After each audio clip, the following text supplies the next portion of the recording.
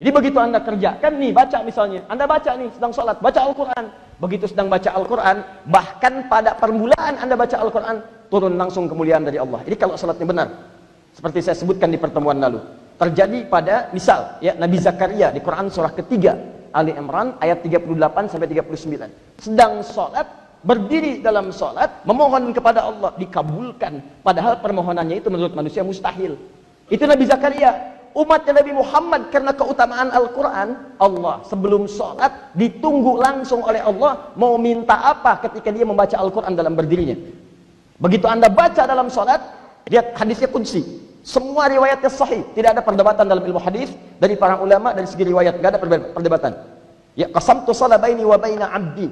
Nabi menyampaikan, qala Rasulullah sallallahu alaihi wasallam, qala Allah azza wa jalla, hadis qudsi. Allah berfirman dalam hadis qudsi, qasamtu shalah baini wa baina abdi. Saya bagi dua antara salat itu, antara aku dengan hambaku.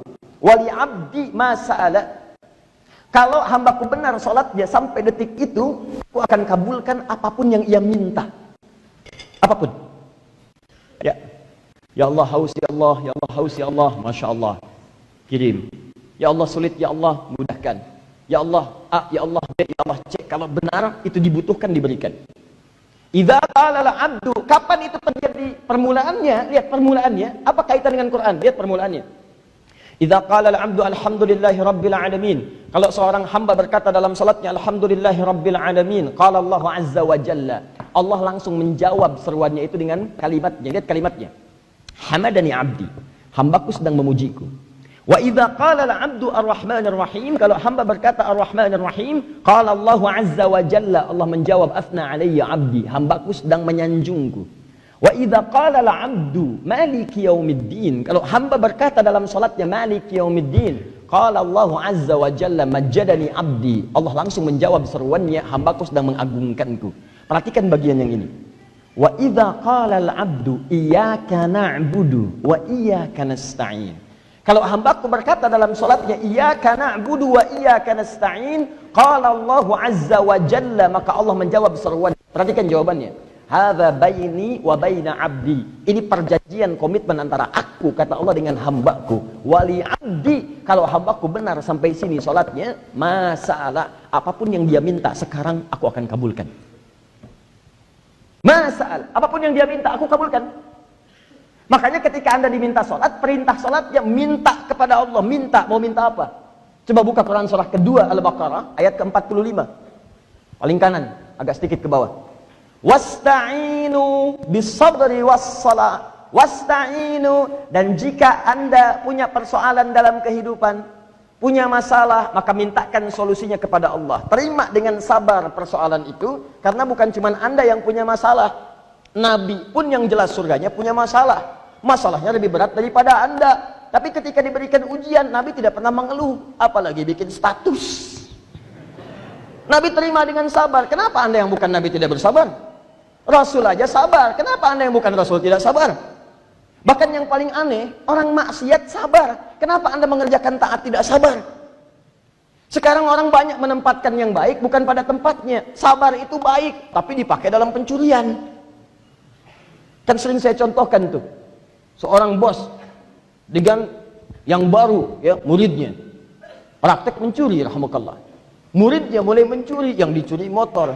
Karena belum punya banyak pengalaman, otak-atik agak lama, biasanya 1-2 detik, ini sudah 30 detik belum kebuka. Bos, susah bos, kata bosnya. Sabar, terusin. Sabar, Anda bayangkan. Di sekarang orang mencuri, sabar. Orang nonton gosip, sabar. Orang gibah, sabar. Orang berselisih, sabar. Menempatkan sabar bukan pada tempatnya. Jadi kalau pelaku maksiat melakukan sabar, kenapa Anda pelaku taat tidak sabar? Tapi yang paling menarik adalah, lihat baik-baik. Kata Allah, kalau punya masalah, terima dulu dengan sabar, karena aku tidak akan pernah uji hambaku di luar batas kemampuannya.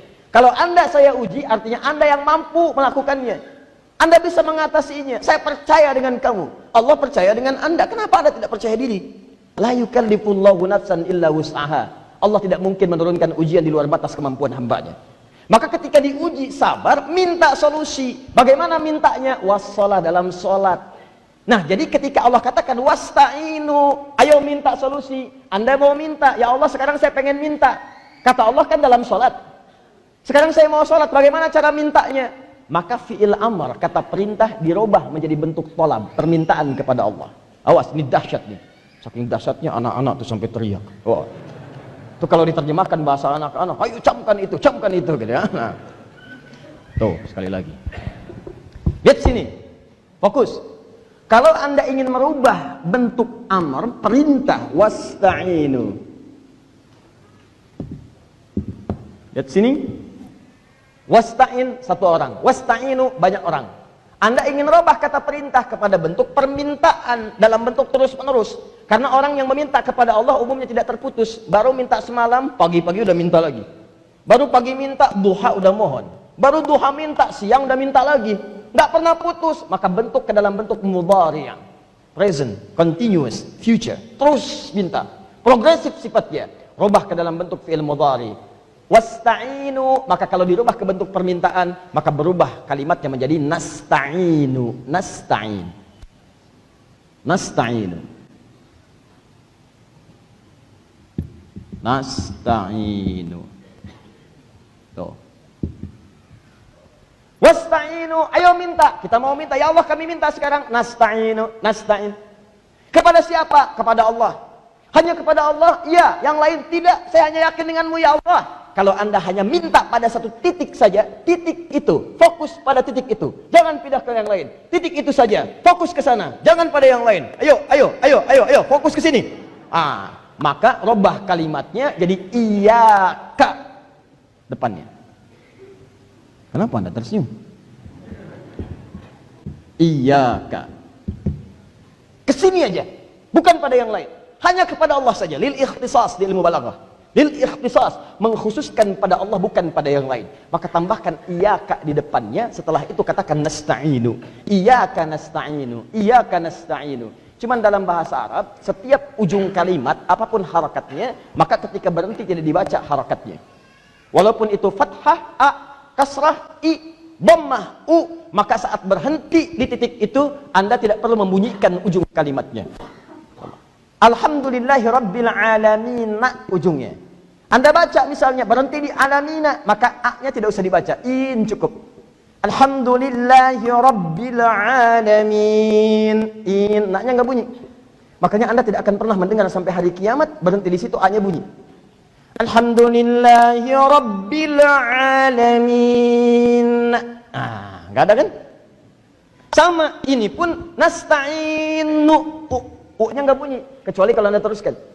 Nah, sekarang saya tanya pada Anda, di kalimat mana dalam sholat yang ada kalimat iyyaka nasta'in? Ruku atau sujud? Berdiri.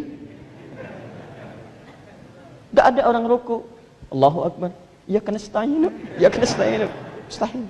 Pasti berdiri. Apa yang dibaca saat berdiri itu? Kalimat iyyaka nasta'in muncul di mana? Digabungkan dengan na'bud. Iyyaka na'budu wa iyyaka nasta'in. Apa itu na'budu? Ibadah. Na'budu itu kami sedang ibadah. Perintahnya fa'bud, sembah, ibadah kepadaku. Nah, yang paling menarik, alhamdulillah, ini wasta'inu dijawab nasta'in.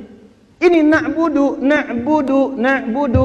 Apa artinya na'budu? Kami menyembah. Perintahnya fa'bud, fa'bud, sembah. Sembah siapa? Allah, kata Allah, sembah saya.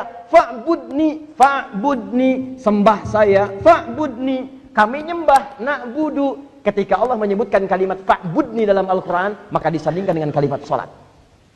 Buka Quran, kembalikan ke surah ke-20 ayat ke-14.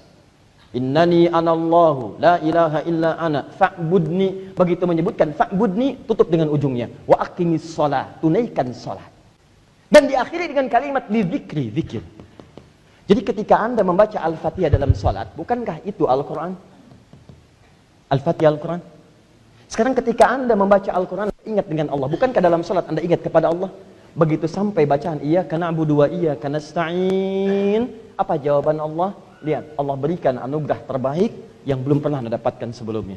Hadza baini wa baina abdi. Ini perjanjian antara aku dengan hambaku. Wali abdi, kalau hambaku benar salatnya sampai di sini bacaan ini, masal, apapun yang dia minta sekarang aku akan kabulkan.